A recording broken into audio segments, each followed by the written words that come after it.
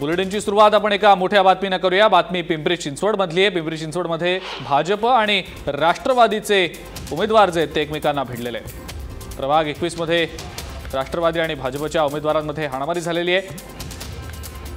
राष्ट्रवादीचे डब्बू आसवाणी, भाजपचे धन्ना आसवाणी यांच्यात जोरदार हाणामारी झाल्याची माहिती आहे। अधिक माहिती या संदर्भातली जाणून घेणार आहोत। रिपोर्टर मोहन दुबे सध्या फोन लाईनवर। मोहन, काय नेमकी माहिती आहे? अजिंक्य, ज्या प्रकारे 21 प्रभागात आज मतदान सुरू आहे, मतदानाला उत्स्फूर्त प्रतिसाद मिळत होता, मात्र तिथं बीजेपीचे उमेदवार जे आहेत धन्ना आसवानी हे तिथं आले होते आणि मतदारांना फूस घालण्याचा प्रयत्न त्यांचा चालला होता, अशी माहिती राष्ट्रवादीचे उमेदवार जे आहेत डब्बू आसवानी त्यांनी दिली होती।